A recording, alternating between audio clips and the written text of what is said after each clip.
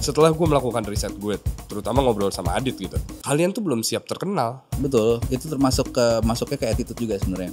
Ya kalau menurut kita sih mau sekolah, mau main musik. Sampai akhirnya gue belajar instrumen lain itu baru waktu gue SMP kelas 2. Gitar. Karena cewek. Karena cewek bener. Lu udah research ya saya berarti ya. Kerjaan gue 80% riset sih sebenarnya. Si teman gue bilang, ya kemarin si manajer gue masuk rumah sakit. Ya udah gue reach out ke dia, semoga cepat sembuh. Gitu. Asik. Datanglah pertanyaan itu, mau nggak kalau main di Summer Sonic? Ya mau lah.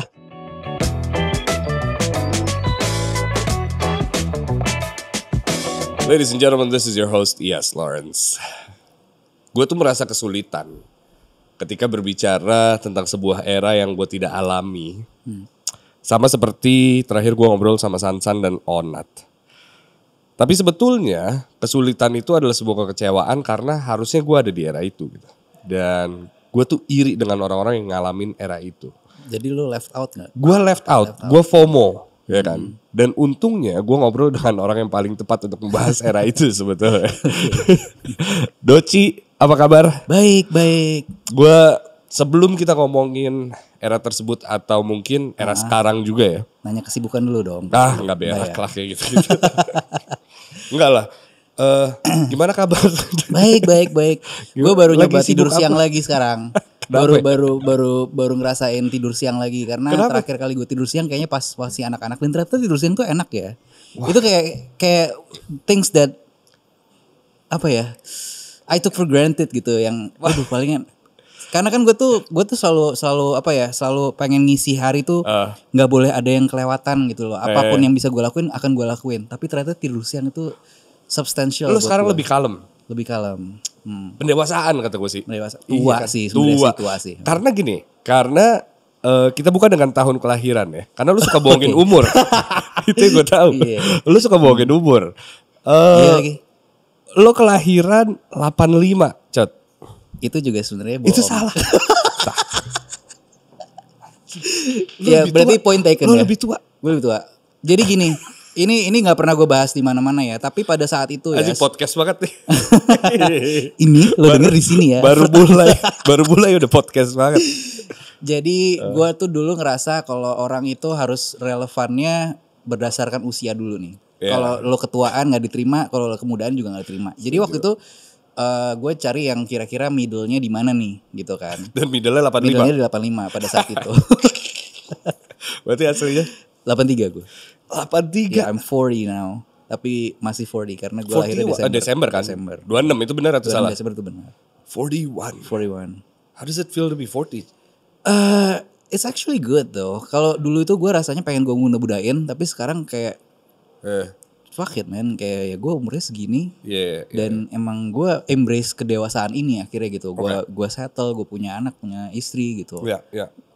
Dan they say 40 is the new 20, correct or no? Correct. Oh ya? Gue gak tahu, gue masih jauh dari 40. Iya. Kenapa, what makes it the new 20? I think 40 itu lu udah menemukan halfway your life itu udah figure out lah ya. Yeah, kayak dulu kan lu kan nyari-nyari nih lu mau jadi apa, dan akhirnya lu udah di satu momen mana gue udah tahu mau jadinya apa, dan itu forte gue dan itu yang akan gue apa ya, ini terus gitu apa. Setelah 17 tahun tapi berkarya. Setelah 17 tahun berkarya, akhirnya gue mencapai di umur ini yang menurut gue oke, udah jelas gitu.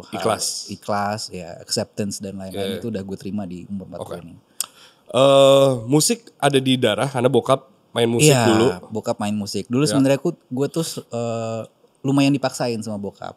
Gue anak kedua, kakak gue tapi lebih into basically semua siblings gue tuh emang art ya. Semuanya suka art. Cuman yang benar-benar musik tuh dimulai dari gue. Kakak gue lebih ke fotografi, adik gue yang abis gue juga lebih ke fotografi. Cuman begitu waktu itu kalau lagi naik mobil dia kan selalu nyetel lagu kan, bokap gue tuh. Gue doang anaknya dia, ya waktu itu masih 2 sih anaknya sih. Yang satu lagi emang nggak terlalu into musik ya. Tapi gue kayak suka air drum segala macam, dan bokap itu dulu tuh emang drummer. Jadi begitu dia ngelihat gue tuh, wah gila air drum segala macam, gue dibeliin tuh drum set pertama gue tuh waktu itu gue umur 5 tahun. Berarti berduit lo ya, bukan tam-tam ya dikasihnya ya? Enggak, itu masih drum kecil ya, nggak tahu mereka. Drum kecil. drum kecil ini. Karena kalau drum gede gue belum bisa mainnya juga. Tapi udah dari situ kayak ya gue jadi bisa paham beat segala macam, ngulik-ngulik drum segala macam dari umur 5 itu gue udah mulai aware sama konsep ya tempo dan pattern dan lain-lain, terus nada juga gue udah hafal segala macam, dan waktu itu emang bokap referensinya lumayan berpengaruh buat gue. Musik keras kah? Enggak, bokap itu ya keras-kerasnya Led Zeppelin, gue dengerin Beatles juga, terus growing up dikit dikasih Pet Shop Boys, dikasih Emerson Lake and Palmer gitu-gitu. Terus ya udah sampai akhirnya gue belajar instrumen lain itu baru waktu gue SMP kelas 2. Gitar. Karena cewek. Karena cewek benar. Lu udah research ya saya berarti ya. Iya, kerjaan gue 80% riset sih sebetulnya. Iya. Karena cewek ya. Karena cewek. Secakep apa dia, Cok? Gue lupa lagi, tapi pada saat itu akhirnya gue nggak sama dia juga sih. tapi itu lumayan. Jadi keputusan bisa dibilang keputusan terbaik hidup gue itu semuanya berdasarkan perempuan. Walaupun gue nggak akhirnya sama perempuan itu, tapi semuanya itu dampak-dampaknya tuh kayak ada gitu loh. Kayak keputusan gue nggak jadi di Bandung dan di Jakarta itu gara-gara perempuan juga. Oh ya? Jadi mungkin ceritanya akan beda pada saat itu, begitu gue kuliahnya di Bandung sama gue kuliahnya di Jakarta itu semuanya akan beda. Betul. Terus gue belajar gitar pun itu juga keputusan yang bisa pave my way through the years after gitu. Nah, by the way gue satu sekolah sama Endah juga dari waktu SMP. Emang dia itu udah yang wow, dia SMP tuh udah ini deh, musical genius. Iya. Dan gue sempat berproject sama Endah juga waktu itu. Dan Endah ketemu sama suaminya di studio gue dulu di Cinere. Oh ya? Gila, lo kalau gue gak kebayang sih lo sama Endah tuh seumuran. Gue juga kadang-kadang gak percaya. Celah, balik lagi dikeluarin Doci Festival. Tapi side project tuh di umur berapa tuh? Side project tuh 2001 itu gue baru lulus ya? Baru lulus SMA. Berarti ngeband tuh pertama tuh bener side project kan? Enggak. Sebenarnya gue waktu SMP itu gue ngeband tapi masih jadi drummer. Dan tapi itu udah mulai bikin lagu tuh gue SMP itu. Jadi ternyata gue lebih suka bikin lagunya daripada ngebandnya. Dan karena idenya sih sebenarnya sederhana ya. Kalau bawain lagu orang itu lo bisa dibandingin. Jelek lo bawain lagu ini. Tapi kalau lo bawain lagu sendiri kan ya itu lagu lo kan gitu ya. Sejelek-jeleknya lo main ya nggak ada pembandingnya karena lagu aslinya ya itu gitu lo yang mainin gitu. Dan itu yang akhirnya jadi drive gue untuk gue harus banyak bikin lagu karena gue kalau ngulik suka lupa kalau lagu orang. Paham. Daripada kelihatan tolol. Mendingan gue bawain lagu sendiri. Iya. Lo dari dulu tech savvy gitu. Social media savvy gitu. You were MySpace mungkin, ya kan? Iya, mungkin gara-gara gue banyak waktu di depan komputer waktu itu. Terus jadi gue ngalamin ada MIRC dulu pertama. MIRC itu gue ketemu sama orang-orang yang emang akhirnya ngajarin gue JavaScript. Yang akhirnya HTML, how to meet ladies.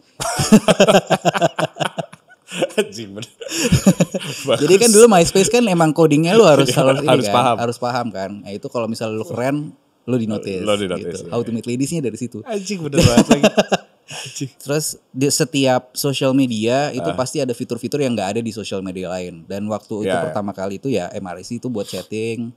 Friendster itu lebih ke networking, waktu itu Facebook belum ada. Ada MySpace lebih ke lo punya karya, lo put it there, terus semua orang bisa dengar gitu. Dan there's one for the emo, Vampire. I forgot Vampire.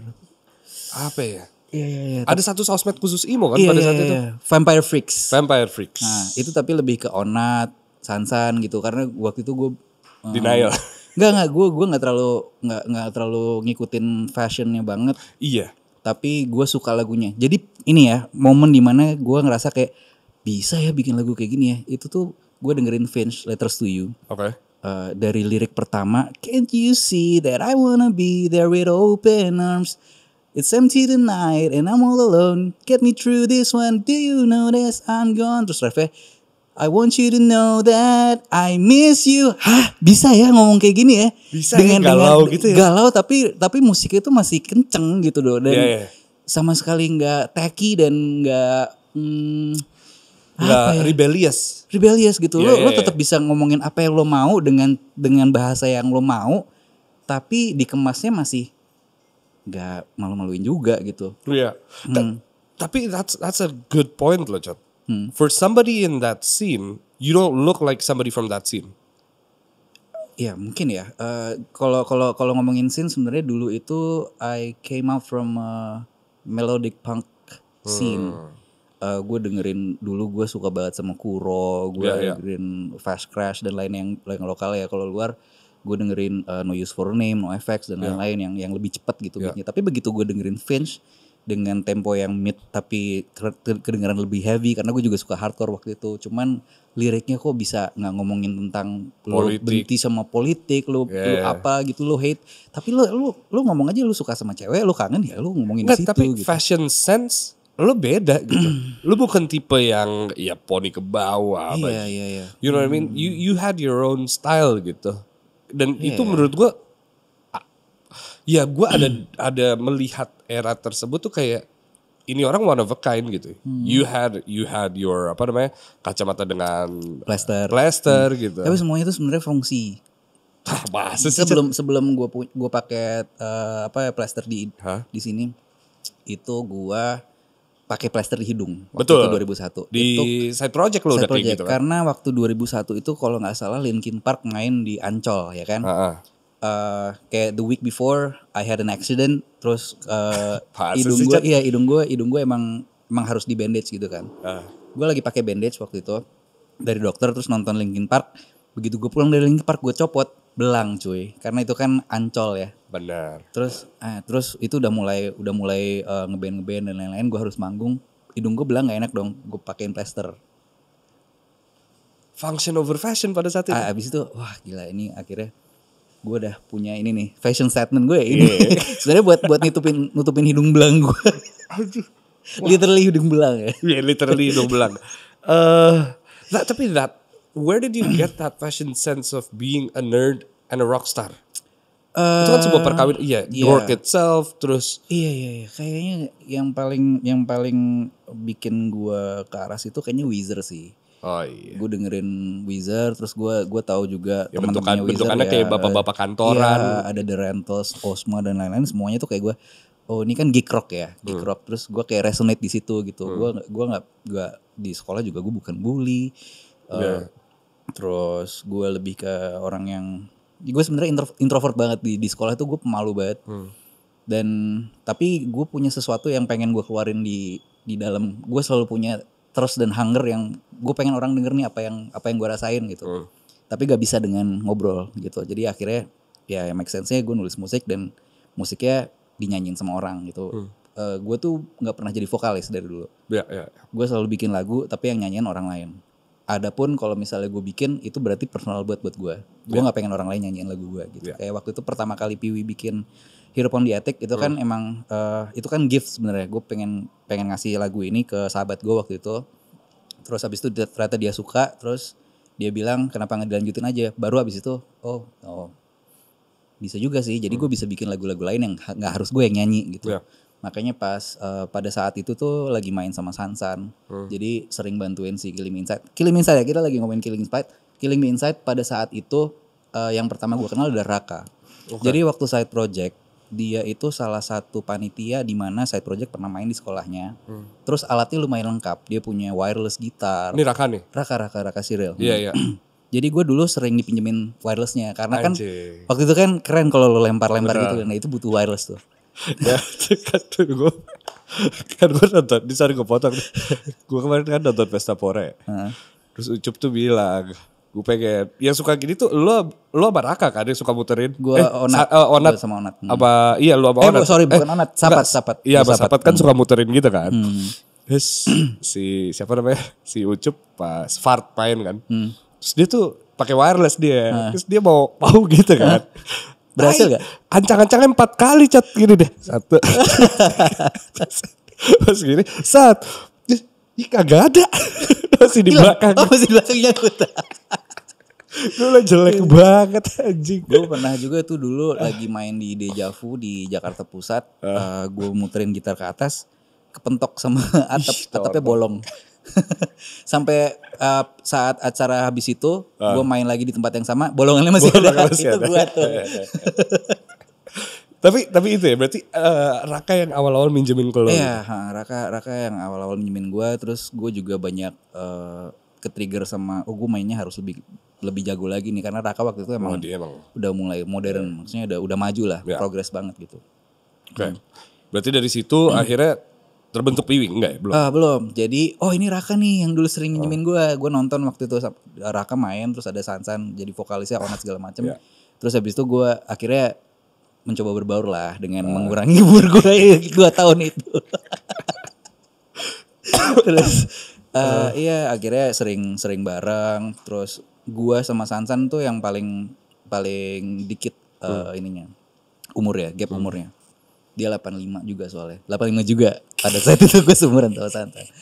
83 ya berarti ya. Iya, terus ya udah.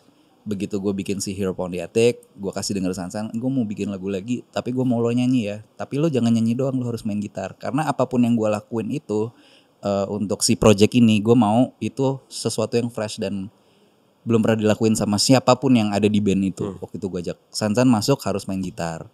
Terus Omo tuh dia keyboardist band metal namanya Too Late to Notice. Gue mau lo main synth yang kalau keyboard tuh segini, synth tuh kecil. Lo nggak boleh main terlalu kanan kiri. Lo cuma butuh satu-satu aja gitu loh, satu-satu aja gitu. Tapi gue tahu dia notasinya juga bagus. Terus abis itu lu udah ngatur-ngatur tuh pada saat itu. Ngatur gue emang lumayan suka ngatur. Iya, terus drummer juga. Gue drummer pada saat itu semuanya double pedal. Gue nggak mau Piwi pakai double pedal. Oh gitu. Nggak mau. Santai aja gitu. Satu aja kaki. Kalau lo mainnya cepet bagus. Tapi nggak usah double pedal. Gitu dan. Tapi double bass. Gak ada pedalnya satu. Gimana? Dipindah-pindahin. Kanan kiri tak. Nggak, yang satu lagi pakai kaki. Iya boleh gitu. Oke. Iya gitu. Terus lagunya juga referensinya pada saat itu yaitu masih Pet Shop Boys, Hello Goodbye, Weezer, Kalem. Kalaupun ada punk-punknya ya NoFX dimasukin, Rancid juga dimasukin karena gue suka banget sama Matt Freeman. Itu menurut gue basis punk cuman dia sangat inovatif lah.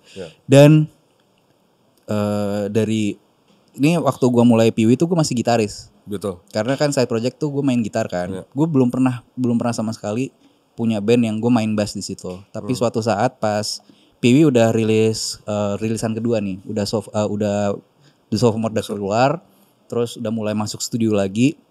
Dan waktu itu nggak usah deh, ini soalnya ada enggak. Workshopnya pada saat itu di rumahnya Rano Karno. Sidul. Kok workshop random ya? Rano Karno? Random ya. Jadi gue tuh nggak tahu. Jadi tanpa gue selalu punya terhadap dia di bulan depan ya? Enggak ada hubungannya. Dia itu masih ada hubungan saudara cuman jauh. Jadi dari istrinya dia tapi dari saudara itu dari istrinya. Om Rano. Om Dul. Ada studio deh.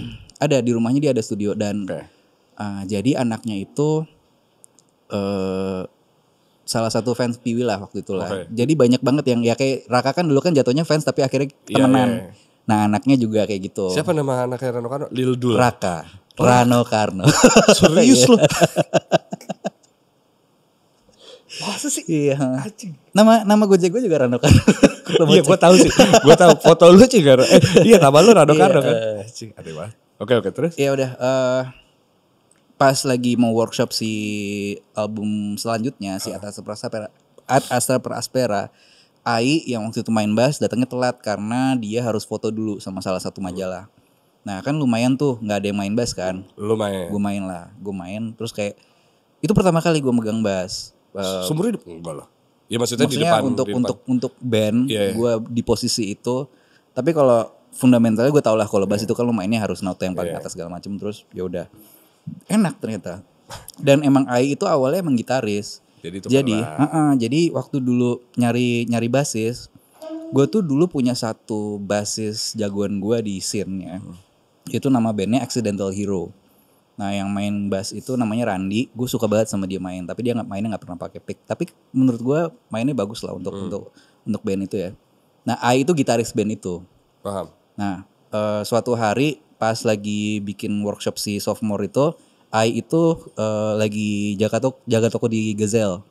Gazelle itu satu compound sama studio yang waktu itu take demo. Oke. Nah jadi ketemu Ai, wah ini Ai yang Accidental Hero nih. Begitu ada kayak opening buat bass kan, gue bilang sama Ai, ini dong tolongin Randy si basisnya, bantuin Piwi mau nggak main bass gitu. Tapi waktu itu Randy lagi bikin brand fashionnya dia tuh Original Kazi. Terus dia nggak bisa sempet buat ngeband. Akhirnya nggak sempet ngeband. Akhirnya dia minjemin bassnya ke Ai dan I feel the bass position gitu. Oke. Ya udah akhirnya ternyata dia juga nyambung mainnya segala macem. Akhirnya basisnya dia waktu itu. Yeah. Tapi gue selalu lihat passion dia tuh bukan basis. Dia emang gitar. Dia kayak gitaris yang terpaksa jadi basis. Paham. Gitu kan. Terus menurut gue dia bisa ngisi feel gitar yang pada saat itu udah dibentuk dan dia punya ide sendiri untuk isian gitar seperti apa, tapi dia nggak bisa ngisi bass. Paham. Jadi begitu gue megang bass dan waktu itu emang kebetulan teman main gue kebanyakan bassis. Dan gue bener-bener look up dari SMP Bondan Prakoso. Terus waktu itu gue main sama Bari juga, Bari Likmahua. Gue main sama bassisnya Soul Vibe dan lain-lain. Jadi referensi bass gue tuh gue selalu bisa nanya sama mereka lick yang enak tuh kayak apa. Akhirnya ya udah.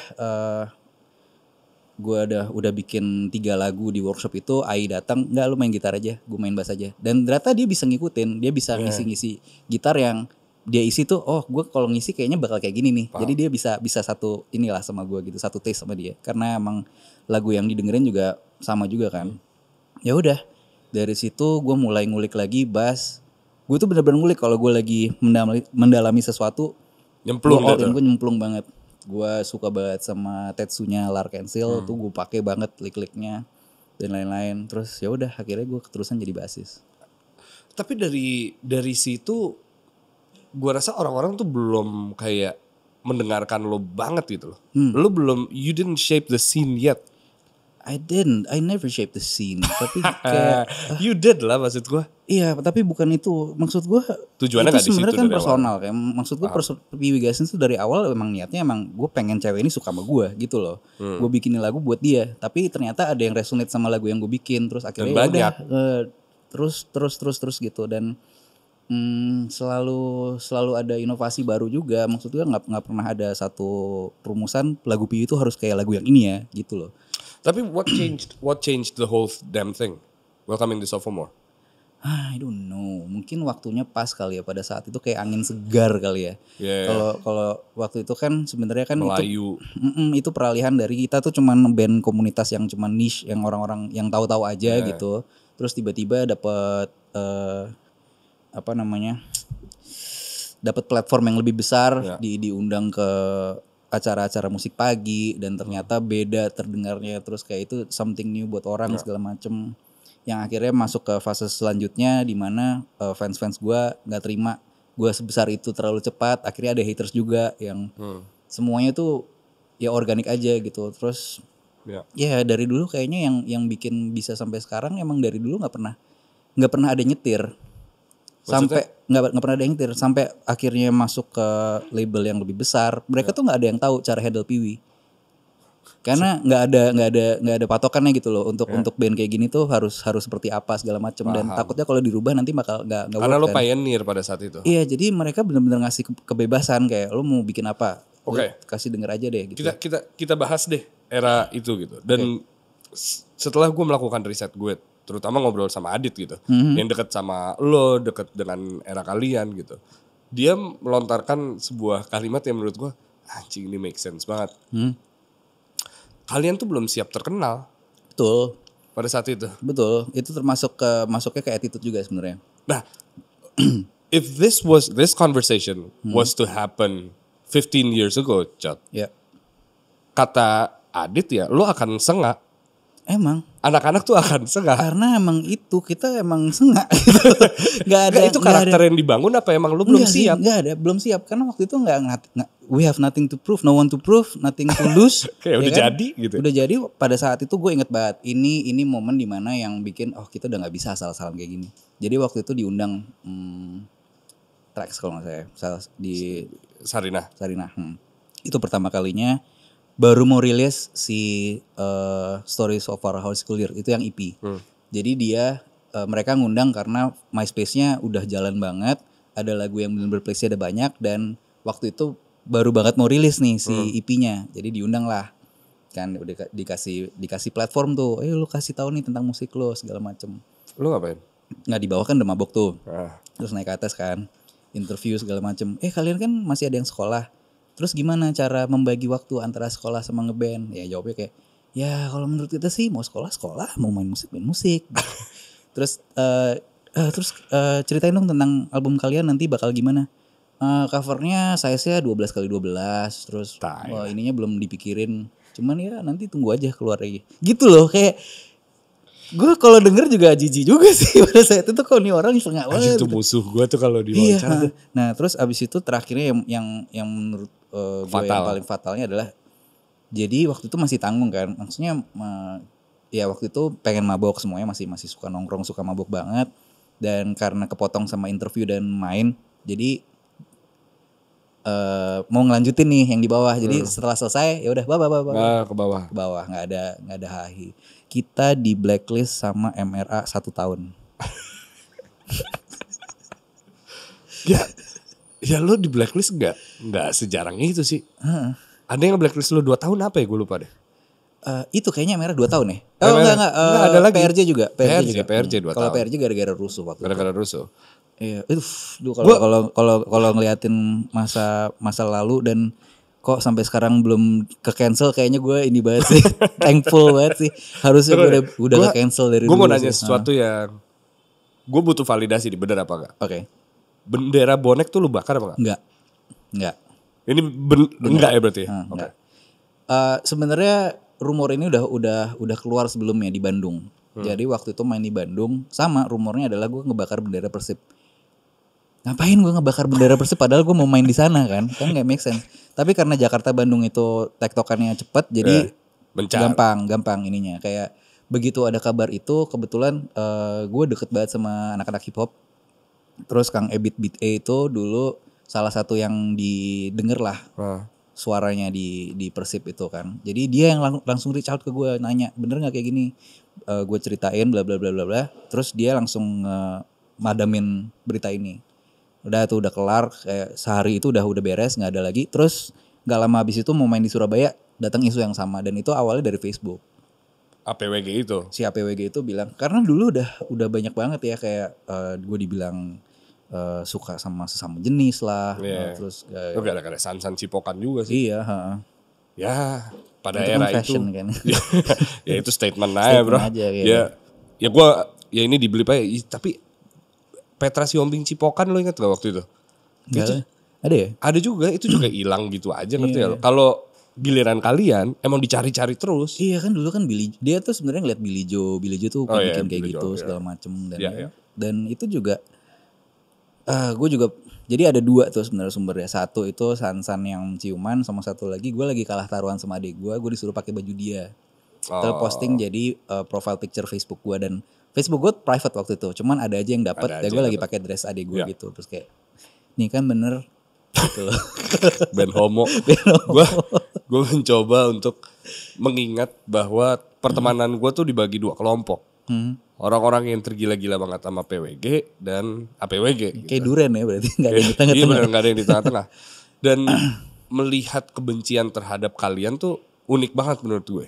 Karena APWG kan bisa dibilang malah meningkatkan kesuksesan kalian, ngerti ya? Betul. If you get hated, jadi lo punya opsi, you're known. Lo punya opsi, lo nggak suka pun lo bisa ikut di sini lo gitu. Ini sesuatu yang lo bisa tetap ikut-ikutan walaupun lo nggak suka. Dan bahkan rumornya adalah APWG itu lahir dari PWG. Dari PWG itu juga gue dengar, tapi nggak sih, karena pada saat itu dan selalu konsennya Piwi, apalagi gue adalah bikin lagu yang gue nggak bisa ngomongin ke orang langsung. Dari dulu tuh selalu itu ininya, fokusnya di situ. Ya. Dan kalau APWG kan kayak ngomong langsung untuk kayak lu jelek gini band homo gitu. Iya. Gue nggak kebayang sekarang kan sosmed lo ngelihatnya di layar ya. Ini lu depan mata Cot. Apa rasanya jadi lu ya? Gue beberapa kali merasa hidup gue lumayan terancam, tapi enggak juga sih. Jadi ada saat dimana waktu itu 2000 berapa ya, 2009 mungkin ya. Waktu itu ada satu acara di Senayan, acara radio, dan itu udah panggung kedua atau ketiga hari itu gitu. Jadi lumayan capek. Dan masuknya dari depan. Ini maksudnya panggung kedua atau hari ketiga? Itu di hari itu tuh main 3 kali atau 2 kali gitu. Buset, Malik loh. Sebulan berapa Cot? Malik rekor? tong dari dalangnya. Bukan Mbak. Bukan. Sebulan berapa Cot rekor? Pada saat itu? Sebulan bisa 32 gitu. Karena ya itu bisa satu hari bisa 2 kali, 3 kali. Oke, lanjut. Dan itu lagi capek banget. Terus masuknya dari depan itu gue udah ngeliat orang pakai baju APWG semuanya ngeliatin gue. Tapi kan itu kan kesempatan lu nih kalau lu sebel banget sama gue. You wanna get at me gitu loh. Tapi enggak ada. Sampai akhirnya manggung baru kelihatan gitu segala macam. Terus udah capek segala macam. Jadi gue pulangnya lewat backstage, cuman kru dan lain produksi itu lewat depan kan, harus bawa alat dan mobilnya dari situ kan. Itu di depan tuh APWG tuh kayak udah nantangin banget lah, kayak buka celana yang kencing gitu segala macam. Masih ada rekamannya gue footage waktu itu. Dan orangnya sekarang kenal seorang itu. Terus yang buat APWG juga lo kenal kan, yang anak UI? Iya, bukan gue yang kenal, Omo yang kenal. Oh, Omo yang kenal. Karena Omo UI. Oke. Terus ya udah, pas udah balik itu jadi ada 3 mobil yang isinya 9 total ya. Pas lewat di Hotel Mulia, mereka ngumpul di situ si APWG-nya. Mobil yang depan telepon mobil yang tengah, ini APWG pada ngumpul di sini nih, mau ini nggak, mau digarap nggak gitu. Ya udah boleh deh, berhenti tuh 3 mobil keluar, ribut kita 40 lawan 9 itu. Ribut tuh pukul-pukulan. Nah, terus satu kita ambil, kita bawa base camp. Terus diinterogasi aja, kayak dia udah nangis itu, ampun bang, gue cuma ikut-ikutan doang, ini lu terus ngapain pakai baju ini baju abang gue bang gitu. Terus ya emang nggak ada alasan sebenarnya, emang itu things to do aja pada saat itu. Yang paling emosi siapa, lu ingat Sansan ya? Enggak, kru gue.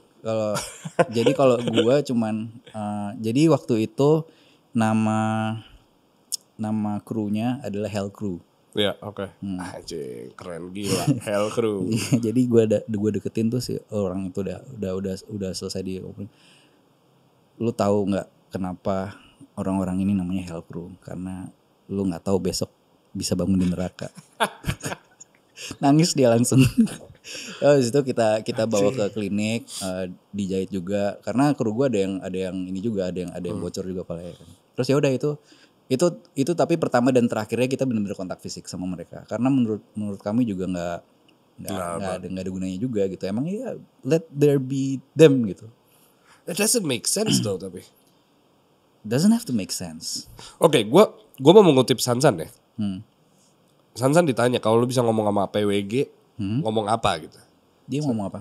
Sansan bilang, nice try, we're still here. Iya. Lu apa? Gue tuh dulu yang gue ngerasa kayak gue ngelakuin hal yang benar. Gue harus ngelakuin apa yang gue suka, karena waktu itu lagi main sama Seringai.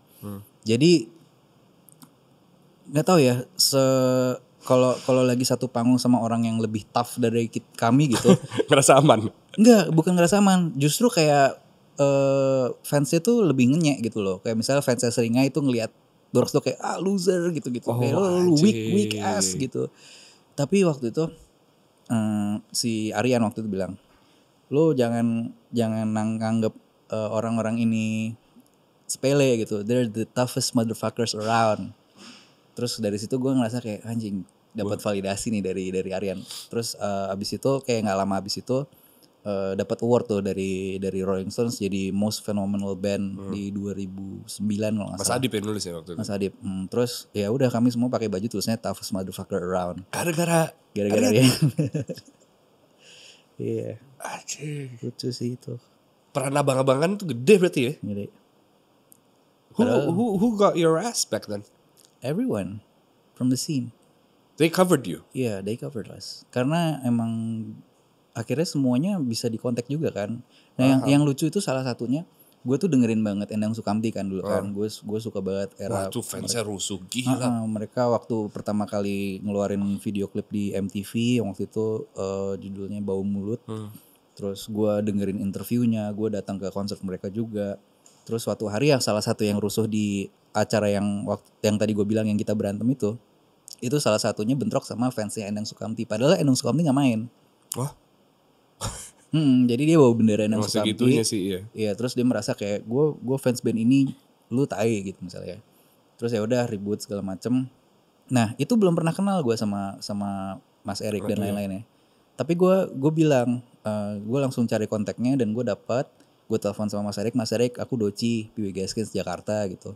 Cerita tuh, iya tadi ada insiden, kami sempat berantem sama fansnya Mas Erik, gini. Maksudnya kalau misalnya ada apa-apa besok mau reach out, ini nomor aku ya gitu, langsung ngobrol aja, oke gitu.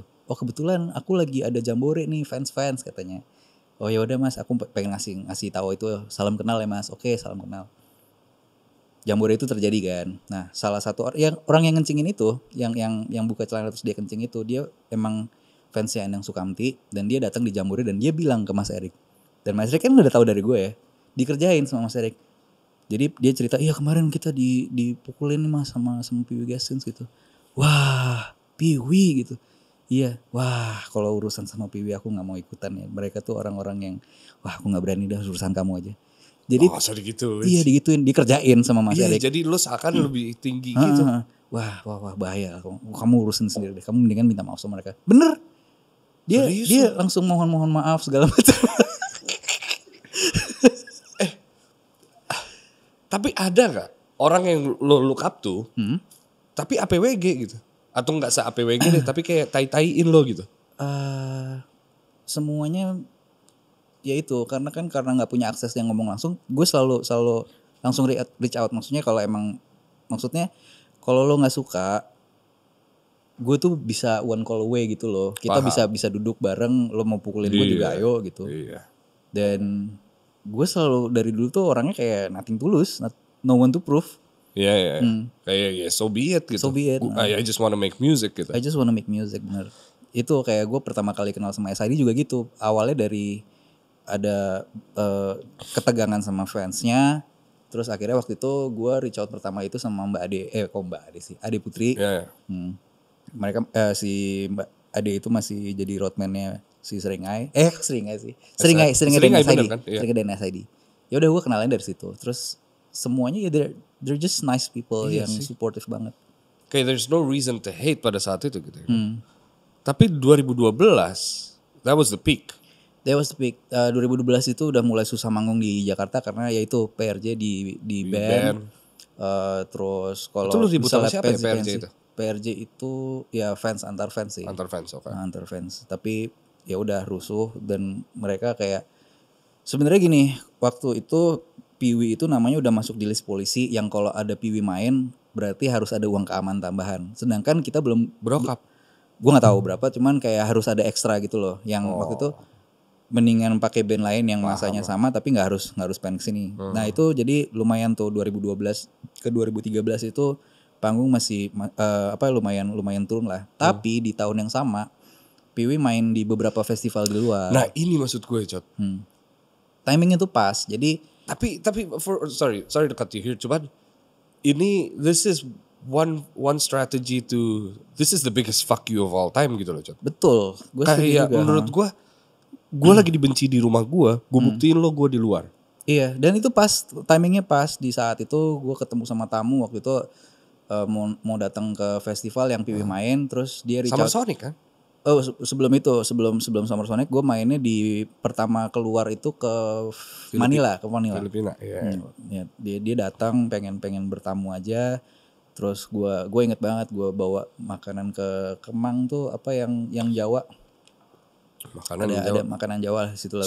Kedai Solo itu. Bukan. Dia itu di depannya La Kodovin yang sekarang. Tapi udah enggak ada sekarang. Okay, ya anyway itu ada rumah makan Solo gitu di sana. Oh, Tamani. Bukan Tamani. Oh, bukan ya? Tamani bukan makanan Jawa. Jawa sih, iya sih. Oke, lanjut. Lupa. Ya, pokoknya di situ ngobrol-ngobrol terus habis itu end up dia lagi bikin festival namanya Sonic Boom Fest.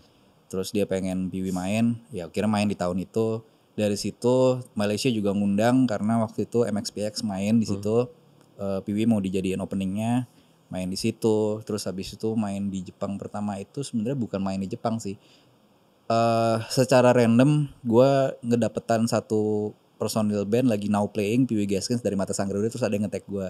Ternyata dia basisnya band namanya Total Fat. Terus ya udah jadi kenalan di Twitter segala macam, dan itu pertama kalinya gue mau ke Jepang waktu itu sama pacar gue nanya when's the best time to go there. Dia bilang datang aja pas spring karena ada namanya Pang Spring di sana dan bandnya main. Ya udah akhirnya gue datang tuh ke sana, datang ke Pang Spring, dikenalin sama orang-orang, band-band luar, band-band Jepang, orang media, semua industri people lah di sana.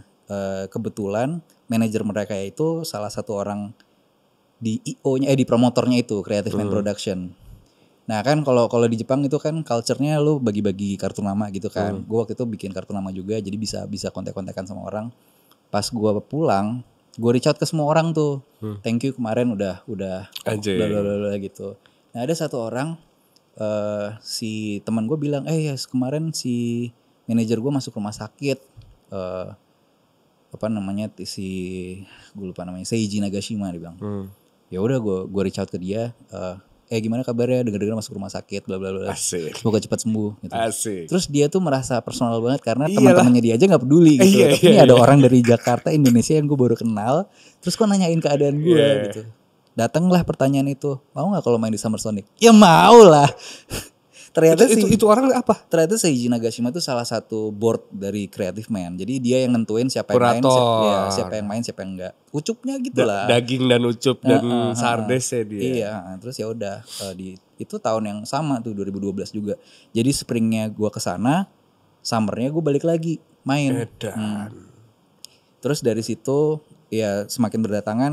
Sementara di negeri sendiri masih yang satu-satu. Tapi kami selalu ada materi inilah ya, materi press release abis main di sini. Iya buat ngasih tahu kan. Ngasih tahu gitu. Jadi kayak, dan itu kayak. Tapi sorry. Tapi pada saat itu kan lo nggak bisa posting di Instagram. Bisa. Udah. The biggest fuck you-nya lewat mana? Media sosial sendiri. Dan semakin jarang kami manggung kan, semakin dikit waktu untuk si APWG berekspresi di situ. Jadi kan kayak cool down sendiri gitu loh. Dan pada saat itu juga akhirnya yang kejadian sama bonek itu imbasnya adalah jadi kenal sama bonek yang beneran. Jadi kalau main di Surabaya dijagain. Terus itu menyebar kemana-mana, jadinya kayak masalahnya bukan di bandnya tapi di fansnya gitu. Oke. Balik dari sana nggak langsung? Sebelum ngomongin setelah itu ya, efek kepada keluarga lu gimana, Cot? Gak ada sih. Masa sih? Gak ada. Kayak personal life bener-bener gak keganggu sih. Ke bisnis? Sunday gitu? Bagus ya malah ya? Bagus, karena gini. Iya.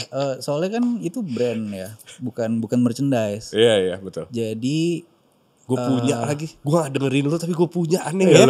Kayak menurut gue, anjing, gue beli di mana ya? Kayak gini loh, kalau ini mungkin baju yang es krim ini punya. Mungkin idenya sama ya. Kenapa tiba-tiba casual culture di Inggris sana kok fanatik bola bukan pakai jersey tapi mulai pakai Stone Island. Itu kan tetap jadi identity tapi nggak obvious gitu loh. Nah dulu tuh kalau pakai baju Piwi tuh lebih apa ya? Lebih was-was karena langsung ketahuan. Lu fansnya cupu-cupu. Tapi kalau itu tuh masih yang if you know doang gitu. Dan itu strategi. Lu pikirin gak sih? Enggak juga. Ya itu tadi kayak gue butuh.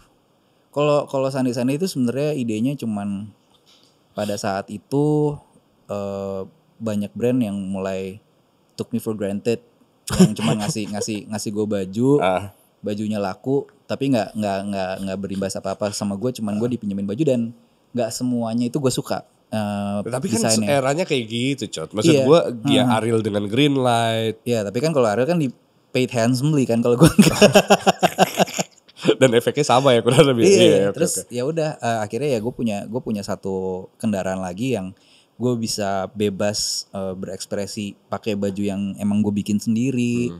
Terus I took profit from it juga gitu. Terus ya udah, jadi itu shape my fashion sense, style ya gitu. And it shaped a lot of people's fashion sense as well. Gue mau ngebahas sebuah momen di mana Sansan ngelempar CD solo lo. Oh, gue nggak tahu tuh. Oh, yang itu dong, yang lu bikin solo sendiri karena lu nggak mau diganggu. Terus Sansan ngelempar CD di depan lo. Oh ya, I remember this moment. Jadi waktu itu gue disidang sama anak-anak. Iya. Itu yang salah lu apa? Sebenarnya gue juga salah sih. gue nggak bilang. Jadi itu yang paling banyak bantuin tuh Omo. Gue bikin lagu. Omo nggak tahu gue bikin lagu untuk apa. Gue rekam tapi terus akhirnya. Ini balik dari Jepang. Iya, balik dari Jepang 2012 itu. Gue bikin solo karena ya itu. Sebenarnya era jenuh pertama itu di 2012 buat Piwi dan anak-anaknya. Karena itu kita udah fed up banget. Kita mau main seneng-seneng tapi kok harus ketemu sama hater segala macam. Sedangkan pada saat itu gue punya itch yang mau gue garuk terus karena gue punya sesuatu yang mau gue bilang. Tapi anak-anak gue udah nggak seaus dulu. Jadi ya udah gue bikin solo itu, gue bikin lagunya ada Fluktuasi Glukosa dan 5 lagu itulah. Gue rekaman di rumahnya Omo segala macem, terus tiba-tiba udah ada CD-nya aja gitu. Gue nggak info. Mau lu jual kan tapi? Gue jual. Di Sande. Berapa piece? 300 doang sih. Oke. Lumayan lah 300. Ya, ya itu banyak lah. Banyak ya. Oke. Dan anak-anak nggak tahu. Anak-anak nggak tahu. Karena pada saat itu emang kita lagi jarang ngobrol. Oh, oke. Fase itulah ya. Iya, ya fase itu. Terus gue ditanya ini maksudnya apa gini-gini. Ya gue cuman pengen bikin aja gitu. Di mana Chat ditanya? Ditanya di mana? Gue dulu punya restoran di Cipete namanya Home Wraps. Ya waktu udah tutup, cuman ada gue terus anak-anak datang. Gue nggak expect bakal se-hostile itu juga mereka. Ya posisi toko udah tutup, udah gelap. Udah tutup semua, udah gelap. Ya cuman ada 5 orang doang gitu, bener-bener Piwi doang yang datang. Jadi gini terus ya udah habis itu. Tapi habis itu jadi bikin ini lagi, lagu-lagu lagi. Ada You and I Going South dan lain-lain. Itu triggernya dari situ dan akhirnya bikin You and I Going South itu album apa ya? Lupa deh. Ada rilisan. Akhirnya jadi album. Akhirnya jadi album. Karena harus ada triggernya itu. Fast forward habis itu Piwi itu sebenarnya mau bubar sebelum pandemi. Iya 2020 ya? 19 akhir. Anjing. Jadi 2019 akhir. Jenuh kedua? Jenuh kedua. Semuanya jenuh, termasuk gue. Waktu itu lagi bikin podcast di perjalanan pulang dari Surabaya ke Jakarta. Nyewa bis, terus bikin podcast, terus ada pertanyaan kalau gak ada Piwi gimana. Dan jawabannya tuh kayak, oh berarti gue bisa ngelakuin apa yang gue mau. Sansan bilang gue mau gini. Terus gue juga mikir, ini yang gue mau nggak ya gitu loh. Terus gue punya ide, ya udah kita bikin satu album terakhir, kita jual last farewell show selama setahun ini. Terus kita cari tahu aja apa yang mau kita. Tunggu, 2019 kan udah rilis album tuh? Belum, 2019 tuh lagi nggak ada album waktu itu. Albumnya keluar kapan ya terakhir? 2022 baru. Oh iya 22 ya berarti. Enggak. Mixed Feelings. Iya Mixed Feelings itu 19 ya? Bukan? Mixed Feelings itu 2020 kalau nggak salah. Oke. Oh, nah pokoknya Mixed Feelings itu trigger juga ya. Gue lupa lagi timelinenya. Pokoknya intinya harusnya kami mempersiapkan album terakhir aja. Dan waktu itu udah info ke, waktu itu labelnya masih Universal kan, info ke Universal, info ke media segala macam. Info ke medianya juga udah kasih tahu lo ke media? Iya, enggak, medianya pun kayak lagi nongkrong sama Mas Adip gitu, ngasih tahu ini mau yang terakhir nongkrong sama Mas Dani Satria Hai waktu itu. Jadi udah nyebar lah, udah kayak wildfire tuh waktu itu. Wah, Piwi mau bubar. Terus oke, udah ya kita bikin timeline, kita ketemu. Kalaupun jalanin setengah hati, ingat ini album terakhir. Abis itu kita nggak ngapa-ngapain lagi, kita bubar. Untuk keputusan nanti bakal balik apa enggak kita omongin belakangan. Terus udah tuh gue udah saklek juga. Jadi kayak anak-anak bilang, emang ini yang mau dilakuin? Enggak gue udah mau, udah kelar gitu.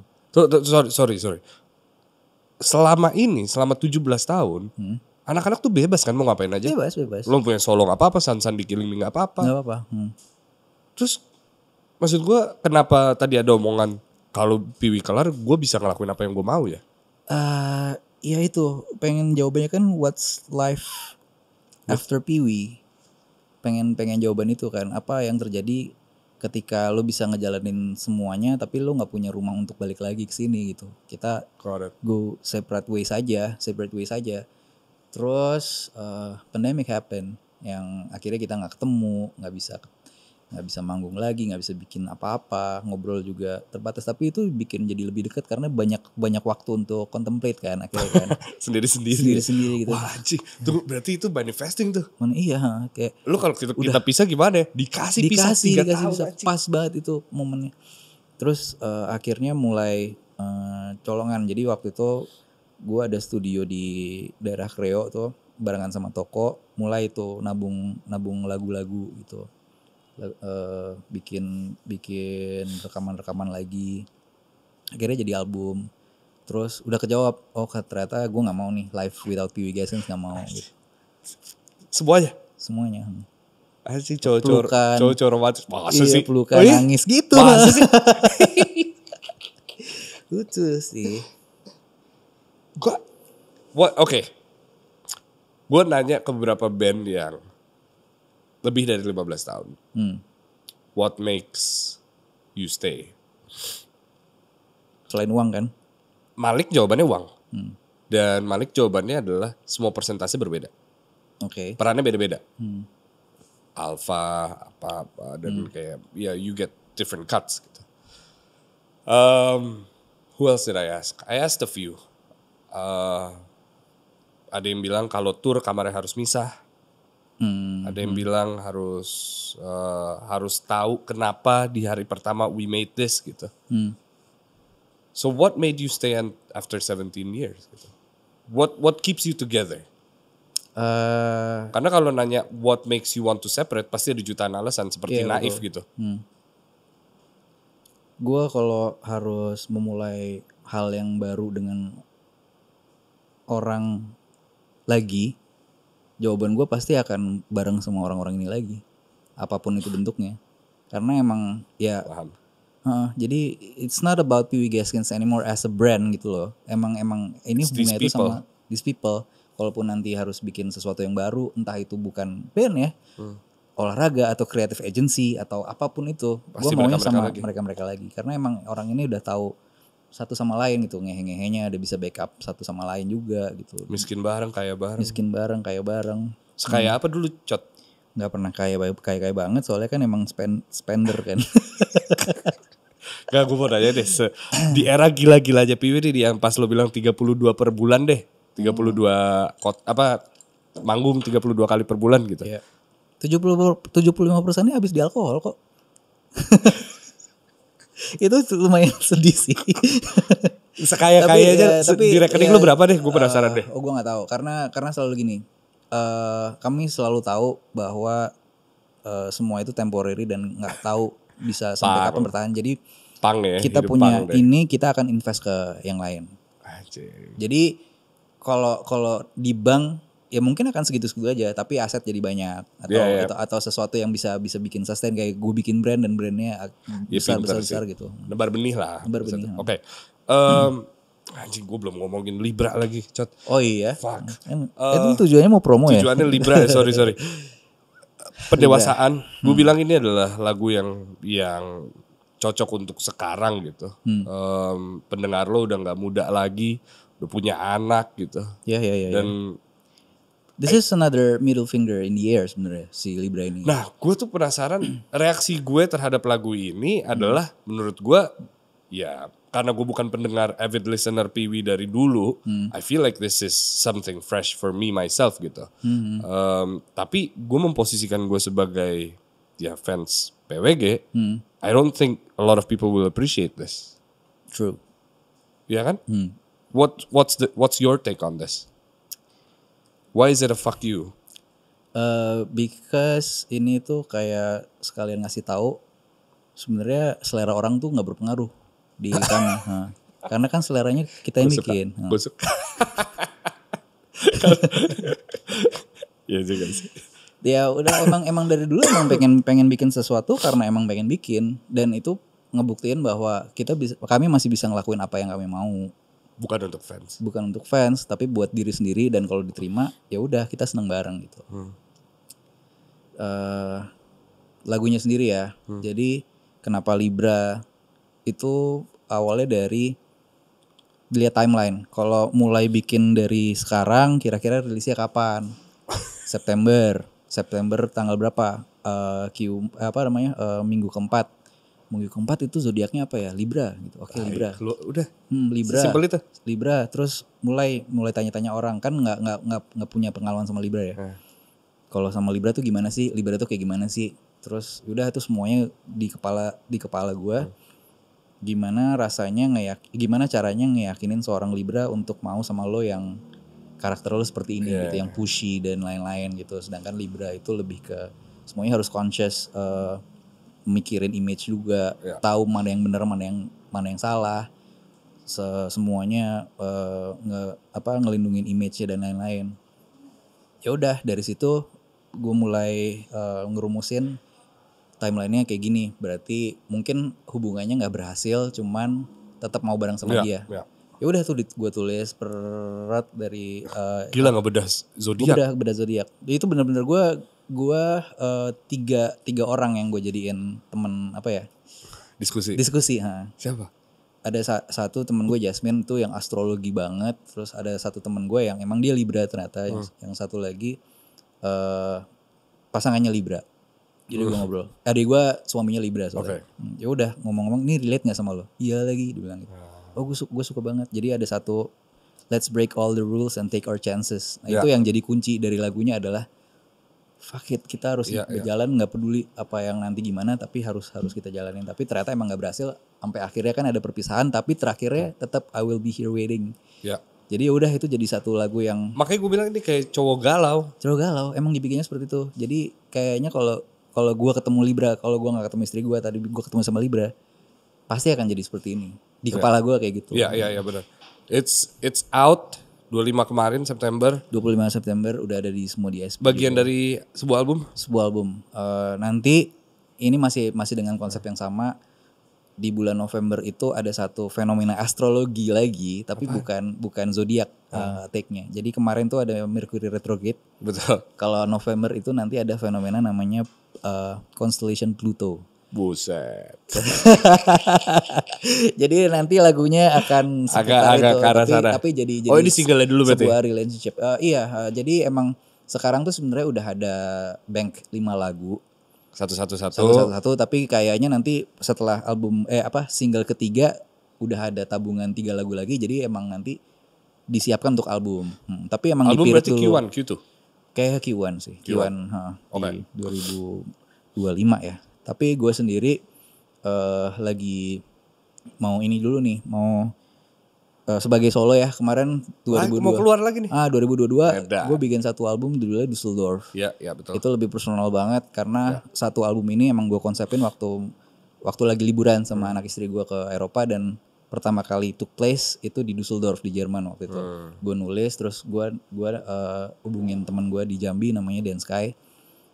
Karena sebelumnya udah beberapa kali bikin lagu bareng dan cocok. Dia sebenarnya produser hip hop, cuman begitu gue tahu, wah keren juga lo bikin lagu yang keras ya. Sempat ada project namanya Megane artinya kacamata. Jadi semua lagunya tuh dari kacamata personal gue. Kayak gue bisa ngomongin tentang hubungan gue sama bokap, thoughts of wanting to end my life at some point. Terus hal yang gak bisa gue keluarin di piwi lah. Kayak hal-hal yang lebih personal gitu. Nah terus ya udah ada si Dusseldorf ini, isinya 7 lagu yang secara musikalitas juga beda sama album solo gue yang pertama. Akustik yang pertama. Yang pertama yang analogi logika. Dan si Dusseldorf ini konsepnya band. Kalau orang bilang referensinya Midwest emo karena gitu, lebih ngitung, ada math rocknya segala macem.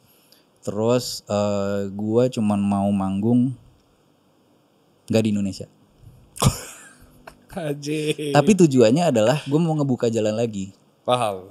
Market baru. Market gitu baru. Kan. Jadi waktu kemarin pas banget sama gue mau liburan ke Jepang kan sama keluarga gue kan, sama istri sama anak gue. Ini pertama kalinya di ini kita turin di Jepang karena waktu itu sebagai solo. Jadi album gue itu mau rilis di Jepang. Gue kenal sama orang namanya Ko Nakagawa. Dia punya label namanya Ungulates Records. Dia akhirnya ngerilis, terus dia bilang kayaknya harus dipromo ini biar seru. Kalau mau manggung di Jepang, kalau nggak punya drummer, gue bisa main drum. Oh gitu. Nah terus kan gitaris gue kan di Jambi kan, produser sama gitaris gue di Jambi. Jadi ya udah janjian, gue cari sponsor, gue berangkat untuk liburan, ngeberangkatin si Dan Sky dari Jambi dan Ko-nya main drum di situ. Udah tour tuh Tokyo dua tempat, Osaka, Nagoya, sama Yokohama. Anjir. Terus setiap kali gue ketemu sama orang-orang di sana, kayak mereka tuh yang datang waktu Piwi main di sana gitu. Terus, man, you're so fucking legend, dia bilang gitu. You're the most important person in pop punk, dia bilang.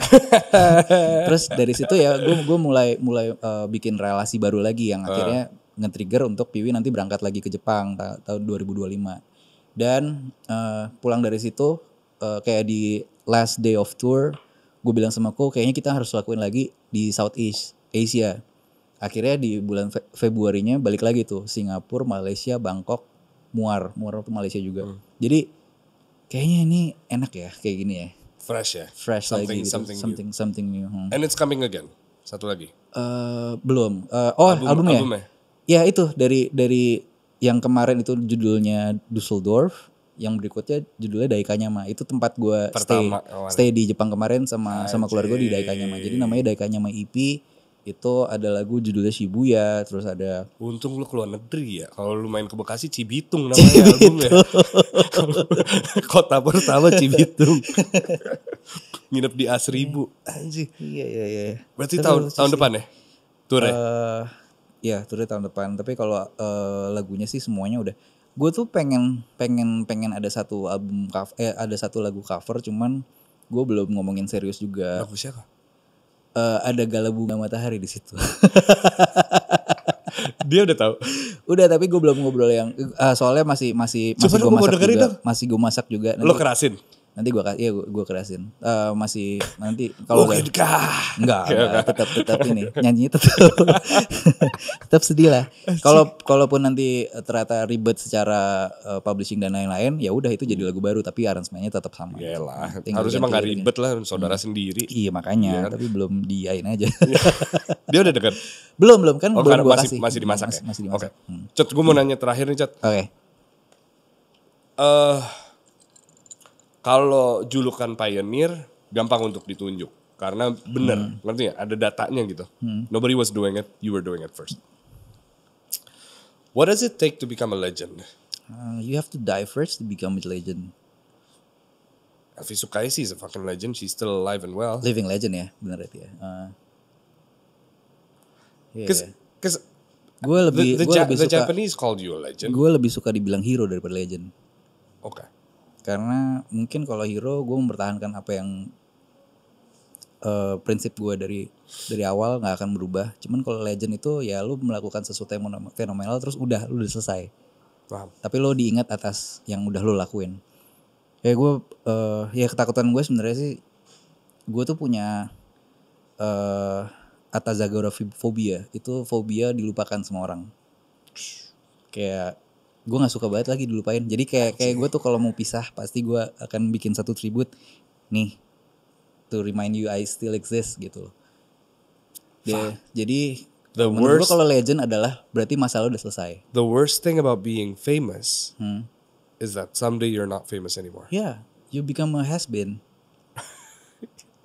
Dan gue mau ya kalau gue sih gue selalu melakukan hal yang baru mungkin ya, maksudnya. Yeah. Ya begitu udah lagi gak bisa ngapa-ngapain sama satu hal, gue bisa ngelakuin yang lain untuk supaya nge-trigger gue ternyata spark gue ada di sini untuk ngelakuin kehilangan. Lo harus pergi dulu kan. Paham. Jadi gue takut banget kalau legend itu berarti lo udah selesai. Ya. Dan lo belum selesai. Gue belum selesai. To a hero. Thank you, Chat. Thank you. Kalau gitu gue Yes Lawrence. Gue Doci Sadega. And I'll see you guys next week. Bye-bye.